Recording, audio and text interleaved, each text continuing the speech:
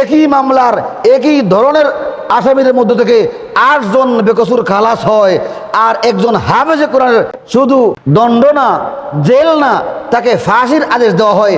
এর চাইতে জঘন্যতম বৈষম্য আর হতে পারে না।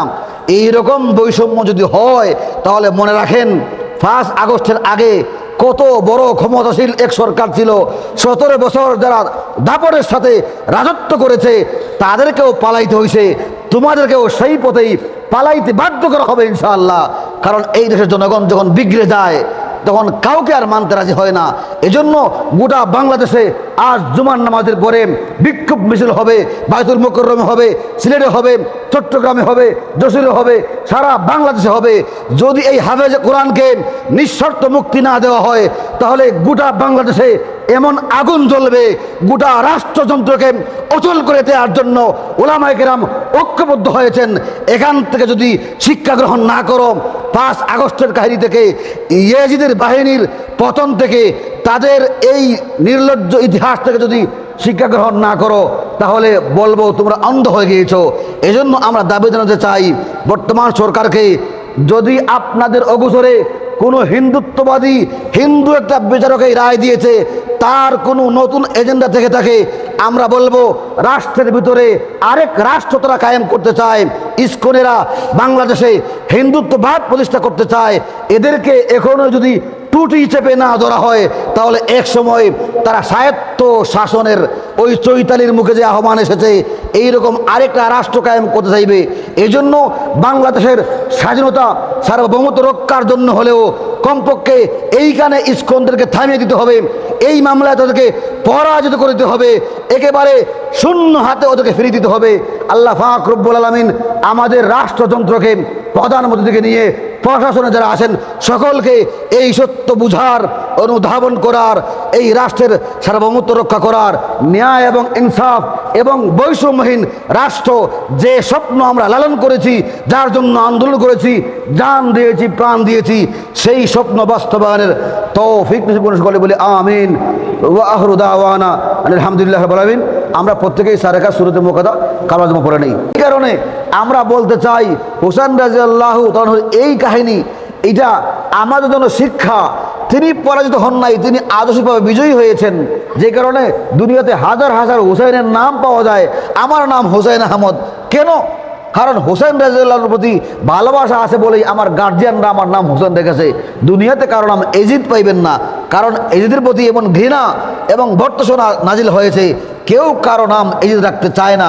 এই কারণে ক্ষমতার মোহে যারা অন্ধ হয় তারা কোনো সময় ক্ষমতার কারণে ন্যায় এবং ইনসাফকে জলাঞ্জলি দিয়া দেয়। এই যে কাল সিলেটের আদালতে যে রায় ঘোষণা হয়েছে যে হাফেজ নাইম, যিনি হাফেজ কোরআন ছিলেন, তাকে মামলায়, এমন একটা মামলা সম্পূর্ণ ডাহা মিথ্যা মামলা, সুরঞ্জিত সেন গুপ্তকে হত্যা করার জন্য নাকি পরিকল্পনা করছিল। কে করছিল? ওই হাফেজ নাইম, তখন মিশকাতে পড়ে মাদ্রাসার ছাত্র। এই মামলার আসামি ছিলেন জি.কে. গাউস, প্রবাসী কল্যাণ মন্ত্রী আরিফুল হক সাহেব, এবং বড় বড় নেতারা ছিলেন। একই মামলায় 9 জন লোক আসামির মধ্যে বিএনপির যে নেতা ছিলেন এরা 8 জনের বেকসুর খালাস হয়েছে, আর এই হাফেজে কোরআনের ফাঁসির রায় হয়েছে। ক্ষমতায় থাকলে পরে, ক্ষমতার অপব্যবহার করলে পরে এদের উপর যে আল্লাহর লানত হয়, এখান থেকে যদি শিক্ষা এরা না নিতে পারে, আজকে এই কারবালার ইতিহাসের দিনে আশুরার 10ম তারিখে আমরা এই দাবি রাখতে চাই যে ক্ষমতার মুখে অন্ধ হয়ে যেভাবে ইয়েজিদ বাহিনী এবং এজিদ অন্যায় করেছিল, ইতিহাসের আস্থা করে নিক্ষিপ্ত হয়েছে। যদি এই রায় পরিবর্তন করে যারা 9 জন আসামির মধ্যে 8 জন যদি বেকসুর খালাস হইতে পারে, তার উপর রাষ্ট্রপক্ষ এমনকি কোনো পক্ষই কোনো প্রমাণ আনতে পারে নাই যে এই হাফেজ নাইম সে কোনো অপরাধ করেছে, কোনো চক্রান্ত করেছে, কোনো প্রকারের কোনো দলিল নাই, প্রমাণ নাই। 20 বছর জেল খেটেছে, এরপরে জামিনে মুক্তি পাইছিল। 20 বছর তার মাও মারা গেছে, বাবা মারা গেছে, জামিনে মুক্তি পাওয়ার পরে হাজরা দিতে আসছে। এমন একজন হাফেজে কোরআনকে অপরাধী বানাইয়া তাকে মৃত্যুদণ্ড দেওয়া হয়েছে। বিশেষজ্ঞ মহল বলতেছেন এটা ইসকনের মামলা ছিল। ইসকনকে খুশি করতে গিয়া, হিন্দুত্ববাদী ভারতকে খুশি করতে গিয়া একটা মামলা হইলে কিছু লোককে তো ফাঁসি দেওয়া লাগবো। তো এই ফাঁসি দিতে হইলে আদালতে ফাঁসি কাউরে না কাউরে যদি কোনো বিচার না করা হয়, তাইলে আবার মামলাটা যেন বেকার হয়ে গেল। এই জন্য তাকে বলির পাঠা বানানো হয়েছে। 5 আগস্ট পরবর্তী বাংলাদেশে যেখানে বৈষম্যহীন আন্দোলন হয়েছে, বৈষম্যহীন দেশ গড়ার জন্য যেখানে আন্দোলন হয়েছে, এখনো পর্যন্ত সেই বৈষম্যহীন আন্দোলন নেতাদেরকে কোনো বক্তব্য দিতে আমরা পাই নাই। আমরা বলতে চাই, বৈষম্যহীন আন্দোলন করে যদি আপনারা আগের সরকারকে পতন গড়াইছেন, এখন ক্ষমতায় আসছেন, এখন তো আপনাদের মাধ্যমে বৈষম্যহীন বিচার বিভাগ, বৈষম্যহীন নিয়ম নীতি চালু হবে। এখনো যদি এরকম বৈষম্য হয় যে